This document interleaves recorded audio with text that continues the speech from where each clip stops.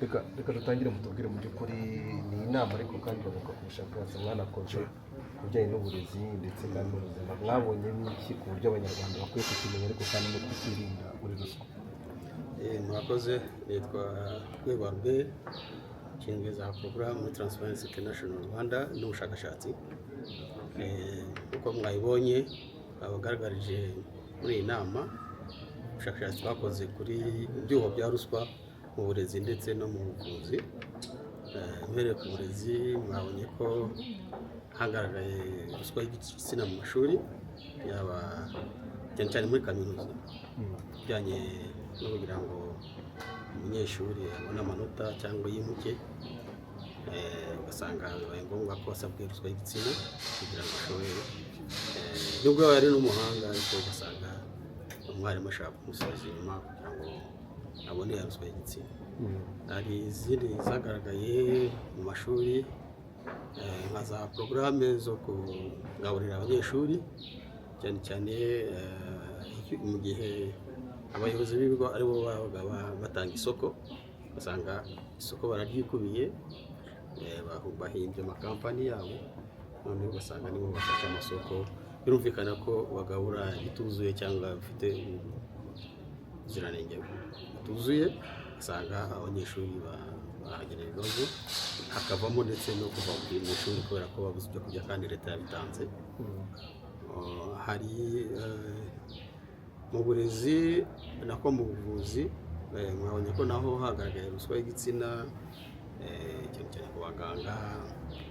Iyo basanze umugore cyangwa se umukobwa adafite umugabo, icyo kimuha motivation yo kuba yamukurikirana kugira ngo ashobore gushora muri gahunda z'imibonano mpuzabitsina, kubera ko abona nta mupatana afite. Usanga iyo risk iri hejuru cyane cyane ku bapfakazi ndetse n'abakobwa babyariye iwabo. Ni hose usanga yenda muganga yisanzura akaba yamusaba ruswa y'igitsina kugira ngo amuhe serivisi z'ubuvuzi mwayibonye. Hari n'izindi serivisi mwazibonye za mituweli, hazamo ruswa naho kugira ngo babishyire muri gahunda ya mituweli. Abajyanama b'ubuzima mwabyumvise ko kugira ngo baguhe igipande banza nibwo yari make y'ibihumbi 2,000, ariko urumva umuturage ukennye kubona 2,000 biba bimugoye, bigira ingaruka ku buzima bwe. Mwabonye ko harimo isano hagati ya ruswa no guhezwa, yaba mu burezi cyangwa mu buvuzi. Iyo bakwimye serivisi kubera ko udashobora gutanga ruswa, icyo gihe wabura ya serivisi, bikitwa ko wahejwe muri ya serivisi n'ubuheza. So ni byinshi nyine mwagiye mwibonera, wenda turakomeza tuganira. Ni ku nshuro ya 4 ubushakashatsi mubukora nk'uko byagaragajwe, ariko still turacyabona ibindi bikomeza, izo ruswa zikomeza kugaragara. Ese kandi ari ibintu muba mwarasabye ko byakosorwa mu nzego muba mwarakoze mu bushakashatsi, mubona biterwa n'iki? Nuko batabyubahiriza, nuko batabyita iki gituma bino bintu bikomeza kugaruka kandi buri munsi mutanga igomba gukosorwa kugira ngo ruswa ibe yacika? Urakoze ku kibazo cyiza. Nibyo, ruswa ikomeza, ntabwo yongerera agabanuka kuko tukunze kubigaragaza. Ruswa iragabanuka mu gihugu kubera ingamba leta yashyizeho, hari ubuhana, gushyiraho amategeko, gushyiraho za politiki zo kurwanya ruswa, birakorwa neza. Ariko usanga ruswa mu Rwanda ari kuri individual level, umuntu ku giti cye. Kuvuga ngo oversight cyangwa se control ibikwiye gushyirwamo imbaraga na hahandi hasi. Kuvuga ngo ntabwo ari urwego bagiye muri ibyo, kuko urwego baba bashyizeho ingamba nyinshi zifatika zo kurwanya ruswa. Ariko umuntu ni umuntu kubera kubura ya integrity. Abantu nta integrity bafite, nta bunyangamugayo bafite. Abo bantu rero nibo bakomeza kwanduza isura mbi urwego rwa leta, ugasanga ni nk'aho twavuga ni ba ruharwa, barigize ba ruharwa cyangwa abantu b'indakoreka babaho muri sosiyete. Abo nibo bakomeza kwanduza leta isura mbi, ugasanga iyo ruswa iracyavuga. Twabigaragaje, mwabonye ko biri hasi pe, biri hasi ariko n'ibyo biri hasi ntabwo dushaka ko bikomeza kuba gutyo, bashaka ko biranduka burundu, abo bantu bakeya bagihari bagakurikiranwa bagahanwa cyane ku buryo ki mu minsi ya vuba uzasanga nabo bakeya nta bagihari. ariko iyo muvuze ngo ruswa ntabwo ari institutionalize ni individual, ariko ukabona muri institution umuntu afite imbaraga, mwabigarutse nko muri kaminuza, umuntu umwe afata icyemezo cyo kwimura umuntu cyangwa kumusibiza, wajya no mu zindi nzego nko mu nkiko ugasanga umucamanza umwe afite urwego rwo kuba yakatira umuntu burundu cyangwa kuba yatezwa ibye cyamunara. Ntabwo nyine ari muri ubwo buryo bahisemo ko babigira institutionalize ariko bakabyitira umuntu. Ntabwo ari institutionalize kuko murabizi ko iyo umuntu yamenyekana, murabizi muri iki gihugu nta muntu urenga ku mategeko, nta n'umuntu wakwigara kari akagengo wakomeze bareke guhana. Mujya mubibona ingero ni nyinshi, murabona abayobozi b'igihugu ku rwego hejuru bahana. Uri kuvuga rero noneho nk'umwarimu kuba yenda bamutungira agatoki ugasanga akomeje kurya ruswa, akomeje kwangiza ku kigo runaka, ariko akomeza kubikora adahana. Afite n'imbaraga, ariko ni kubera ko hari ikibazo cya ripoti, abantu barakomeza bakamuhishira, ariko umunsi yagaragaye dufite kese nyinshi z'abarimu bafunzwe, bakatiwe, n'abacamanza bakatiwe, dufite ingero nyinshi bakatiwe kubera ko abo bashatse kugirira nabi baje kutureba na transparency tubakorera ubuvugizi, abantu barakurikiranwa barafungwa. Ni ukuvuga ngo umuntu ukomeza kwigira indakoreka abataramenyekana aravugwa guhwihwisa, baba bamuhwihwisa, wa muntu yishe ibintu yigize akamana, ariko abataragera ripoti bitaragera gufata ibyemezo. Ni ukuvuga ngo abantu barakitinya, batsindiye iteranya singira gute, ariko iyo yagaragaye inzego zifite ibyemezo zabimenye, umuntu arakurikiranwa agafunga. Ingero ni nyinshi, niyo mpamvu tuvuga ko atari institutionalize, kuko iyo bigeze ku rwego ufata ibyemezo umuntu arahanwa kandi ikibazo kikamenya. Kuba abarimu bafite ububasha ntabwo ngo bwinshi ku banyeshuri byagaragaye ko ari kimwe mu bintu bituma iyo ruswa ibasha kuba. Icyo kintu mwebwe mwumva cyakorwaho iki kugira ngo, kuko umwarimu niba yigisha umunyeshuri of course abamuruta nyine abamutegetse, mwumva cyakorwaho iki kugira ngo ubwo bushobozi umwarimu afite ku munyeshuri bube nk'aho bwaringanira, niba byaba inzira yo kugira ngo iyo ruswa icike? No muri rusange mutubwire mu by'ukuri cyakorwa kuri ubu bushakashatsi muri rusange ni iki, nka rekomandasiyo mwatanga wenda bitanu muri icyo ngicyo, ariko no mu buzima ibyo ugendeye kuri buri ngingo harimo biraza n'amarepubulika kujya ku ishuri, biraganizwa kwa muganga, icyo gusaba cyangwa yego twanabivuze muri za recommendation. Wenda mpereye ku cyo umunyamakuru ambajije, power mu barimu ntabwo ari honyine, hari inzego zinshi muri za serivisi zitangwa, abantu baba bafite power nyinshi. Wa mwarimu nk'uko mwayibonye afite power yo kwigisha, gutanga ubwenge, agatanga ikizamini, agakosora, agashyira amanota muri system, akaba yashobora kwimura umunyeshuri cyangwa akamusibiza. Izo ni power nyinshi. Aho hose niho havamo ibyuho bya ruswa. Ni ukuvuga ngo rero kugira ngo bicike ni uko system yagira icyo bita control, akaba control kuri buri level, ari ugutanga ibizamini bigatangwa muri rusange, ntibibe centre ku mwarimu umwe, yaba mu gukosora bikaba hakazamo transparency, abanyeshuri bakenerwa grille y'amanota ndetse na control, niba umukuriye ku rwego rwose nawe akaba yakora evaluation kugeza ku rwego hejuru. So ni ukuvuga ngo hakabaho check and balance. Ibintu bya check and balance nibyo byagira gute, nibyo byagabanya ibyuho bya ruswa, noneho ruswa ikabura aho yanyura. So hari icyo cya check and balance, ariko no guhana uwo byagaragayeho ntihabe tolerance hakaba zero tolerance. Ibihano birahari mu mategeko bagahanwa, nk'uko nabahaye ingero nyinshi. Ari abacamanza twashoboye kumenya bagiye muri ibyo byaha bya ruswa bakaba barakurikiranywe, barahari bakatiwe.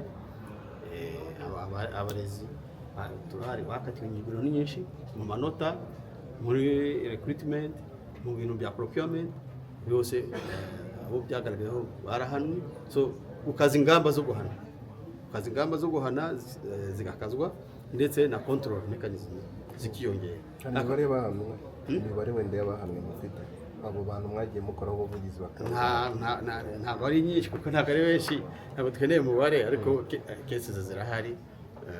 Ntabwo ari ngombwa ko ariko zirahari, mutwegereye twababwiye. Hari ikintu gisa nkaho kidasanzwe muri izi nzego twumvishe. Ikintu cy'ubukomisiyoneri tukimenyereye ubundi mu mazu no mu modoka, mwagisobanura mute muri ubu bushakashatsi? Abakomisiyoneri bifashishwa muri ruswa. Komisiyoneri bakunze kugaragara muri business, muri bya business, ariko n'ahantu hari ibyuho bya ruswa. Dufate nko mu bucamanza tutagiye muri by'uburezi, wenda tutavuye muri ubu bushakashatsi. Muri ziriya video hari ahantu hagaragaye abarimu bavuga ko bisa nk'ubukomisiyoneri mu kwimurwa, hakazamo ikintu kimeze nk'ubukomisiyoneri. Ubukomisiyoneri ni hahandi ibintu bisanzwe hose birakorwa. Ukuvuga ngo umwarimu ushaka kurya ruswa, urabizi ko mu Rwanda hari zero tolerance, kutihanganira ruswa. Kubera iyo mpamvu rero abantu batinya kugaragara mu cyaha cya ruswa kuko bahita bafatwa. Noneho akaba yashaka umuntu ruswa icaho, avuga ati yenda nujya kohereza amafaranga uciye kuri kanaka, wenda bakunze kwifashisha abagenti ba MTN, bavuga ati ugiye kuri ya kioske cyangwa kuri ya desk, umumpere 10,000 araza kubingezaho. Kubera ko bazi ko mu Rwanda hari kutihanganira ruswa, icyo gihe noneho bakoresha abakomisiyoneri kugira ngo imugereho ariko bitabaye direct. Uyu munsi ni ibiganiro byibanda cyane mu gufata ingamba zo gukemura ibibazo byagiye bigaragazwa n'ubushakashatsi bwakozwe mu bihe bitandukanye. Twakoze ubushakashatsi bwinshi nk'uko nabivuze, ndetse tugenda tubushyira ku mugaragaro.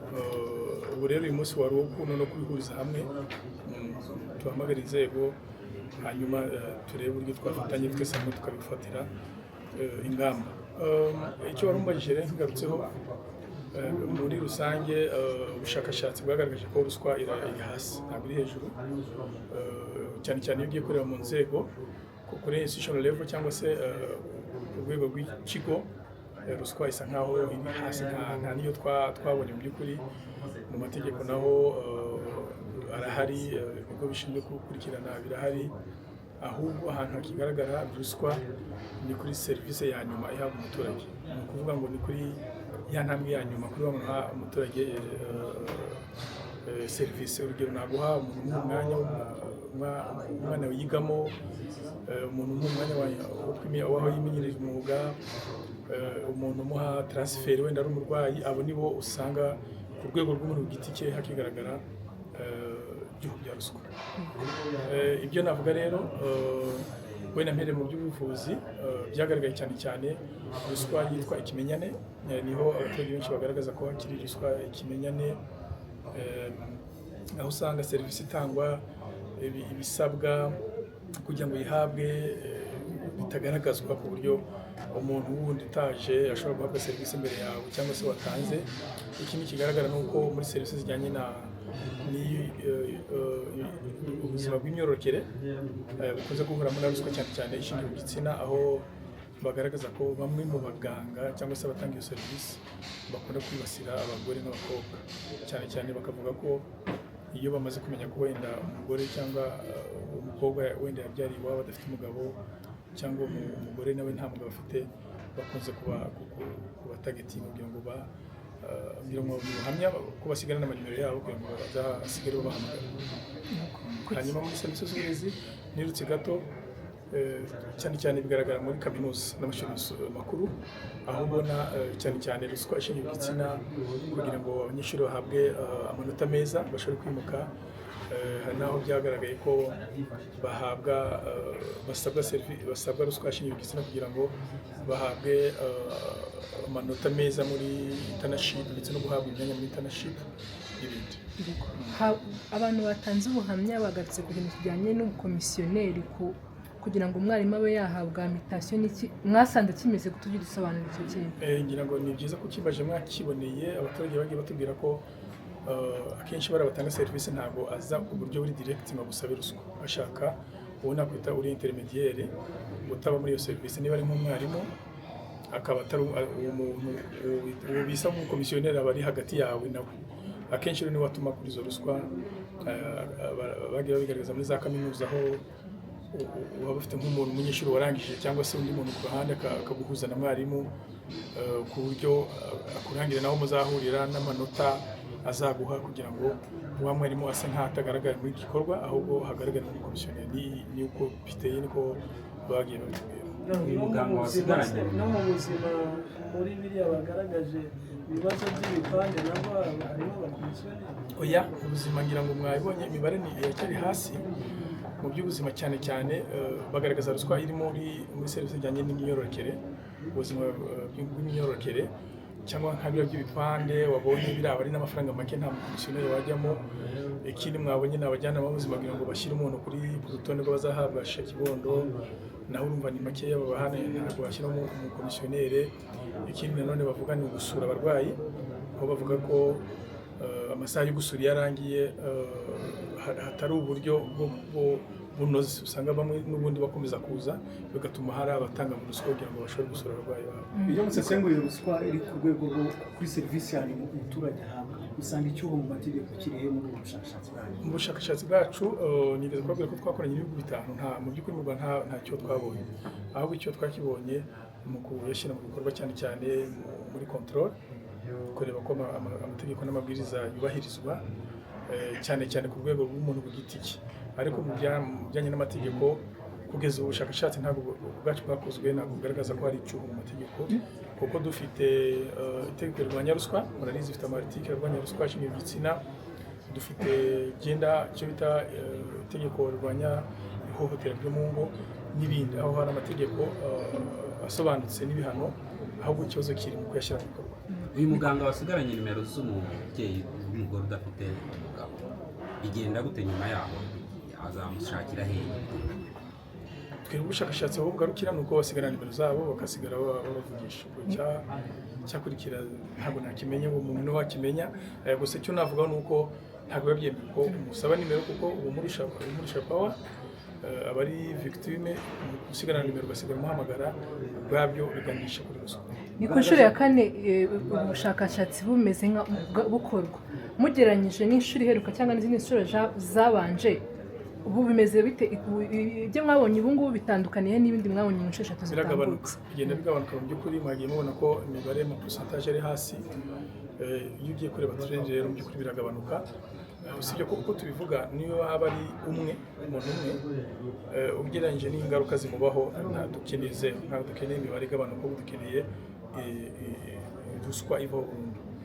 Ariko mu by'ukuri biragabanuka, ingamba zirakorwa, mujya mubibona no muri media, bamwe barafungwa n'abantu. Hari imbaraga zishyirwamo kandi by'ukuri ziragaragara ko bigabanuka. Ahubwo icyo twe dushaka ni uko bivaho burundu, kuko bigira ingaruka ziremereye. Nubwo yaba ari bake babikorerwa, ariko ingaruka zibabaho ziraremereye cyane. Uvuze ko ruswa yo kwa muganga iri hasi, yo ntabwo komisiyoneri ikenera. Imibare mwasanze yo mu burezi ihagaze kuri angahe, yo mu buzima bwahagaze ku giciro cy'amafaranga? Mu mandikateri twe twakoresheje ntabwo turi kubara, twabaraga ibiciro by'amafaranga batanga, kugira ngo biterwa n'imiterere y'ubushakashatsi bwakozwe. Twebwe iriya yari case study perception, ntabwo ari imibare ibazwe. Twarebaga ama pourcentage y'abashubije, ngira ngo mwabonye ko bari munsi y'10. Wenda nko mu burezi muri kuri serivisi mu bantu babashijwe barenga 250. Iyo rero bakubwiye ngo ni 8 ubwo ni ngo ni nk'abantu ijana mu bantu 250 abantu ijana byibuze baba bavuze ko babonye ruswa. Nta mibare rero irenze iyo dufite ni perception nk'uko mwari mwayibonye ndetse no mu buvuzi. Ariko iyo ugiye kureba ugereranyije izo secteurs zombi ubona ko imibare mu burezi ari iri hejuru kuruta iyo mu buvuzi. Murakoze cyane. Iyo 10 wavuze 10 ni iki? Mu buzima abo mwabajije bangana gute mwabonye Mu buzima twabajije abantu bangana n'400 muri iriya study twakoze ya perception y'abaturage. Hanyuma ijyanye na case study cyane kuri biriya bya iriya gahunda ya Shakibondo iyo ni case study ni perception ntabwo tujya mu mibare tureba experience gusa. Abahuye na ruswa mwabonye ntabwo tubabara kuko tureba cases gusa tureba tukavuga ngo habaye case ni case study nubwo ngo turebe ishusho n'uburyo bikorwamo gusa ariko ikigamijwe ntabwo ari imibare ikigamijwe no kureba kuko ibyo bibaho. Ku rwego rwa buri kigo nderabuzima bafite inshingano yo gukurikirana imyitwarire nk'iyo ngiyo ndetse hari n'uburyo bwo kubikosora cyane cyane hakoreshejwe komite zishinzwe gukemura gukurikirana amakosa yakozwe mu kazi kandi ikintu tutihangana na gato. Icyo ni icya mbere.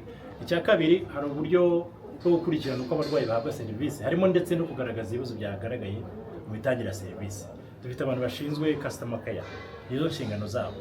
Aho muzajya kwa muganga hose muzasanga amafoto ndetse na nimero ya telefone y'umurwayi y'abayobozi zigaragara. Impamvu yabyo ni ukugira ngo uwahuye n'ikibazo akigaragaze afashwe. Icya gatatu dufite ikintu cyitwa udusanduku tw'ibitekerezo dufungura turi kumwe n'inzego z'ubuyobozi ndetse tugakora n'igenamigambi bigamije gukemura ibibazo byagiye bigaragara. Mu magambo make rero navuga yuko hari amakosa yagaragaye hari ibyaha byagiye bigaragara ariko hari uburyo bwo kubikurikirana ndetse no kubikumira. Murakoze cyane.